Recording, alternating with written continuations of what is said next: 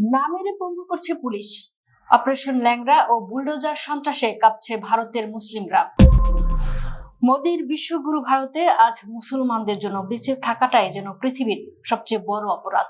বিশ্বের বৃহত্তম গণতন্ত্রের ফাঁকা বুলি আওড়ানো দেশটির ভেতরে আজ নীরবে চলছে রুয়ান্ডা বা মিয়ানমারের মতো এক ভয়াবহ ও সুপরিকল্পিত জাতিগত নিধন বা জেনোসাইড।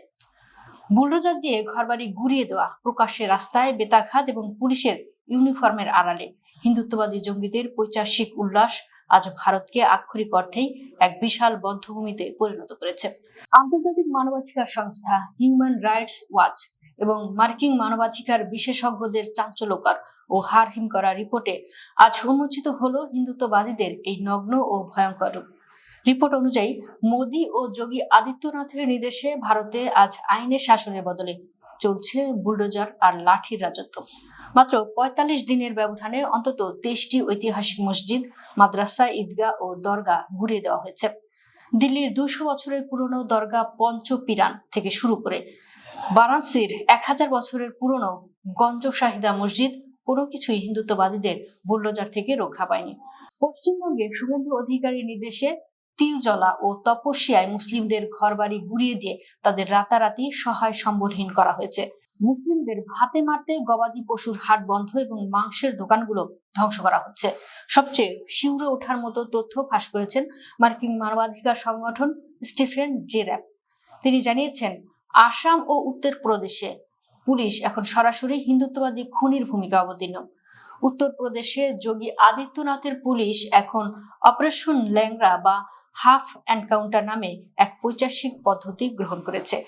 এই পদ্ধতিতে মুসলিমদের সরাসরি হত্যা না করে পুলিশের হেফাজতে ইচ্ছাকৃতভাবে গুলি করে তাদের আজীবনের জন্য পঙ্গু বা বিকলাঙ্গ করে দেওয়া হচ্ছে। শুধু ২০২৪ সালেই এমন ৫৬ জন মুসলিমকে পঙ্গু করার তথ্য মিলেছে, যা আন্তর্জাতিক আইনে সরাসরি মানবতা বিরোধী অপরাধ।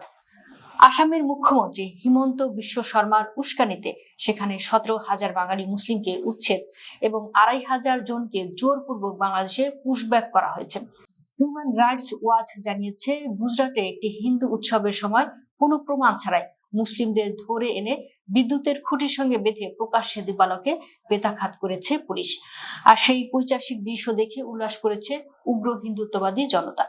মানবাধিকার বিশেষজ্ঞরা চরম হুঁশিয়ারি দিয়ে বলেছেন, আসাম, উত্তরপ্রদেশ ও পশ্চিমবঙ্গের এই মুসলিম নিধন কোনো বিচ্ছিন্ন ঘটনা নয়।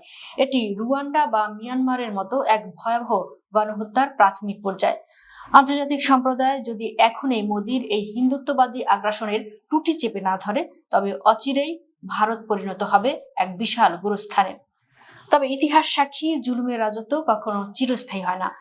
মুসলিমদের রক্ত আর চোখের পানিতে আজ যে ভারত ভাসছে, সেই অভিশাপেই একদিন উগ্র হিন্দুত্ববাদীদের রাজনৈতিক সাম্রাজ্যকে ভেতর থেকে টুকরো টুকরো করে দেবে।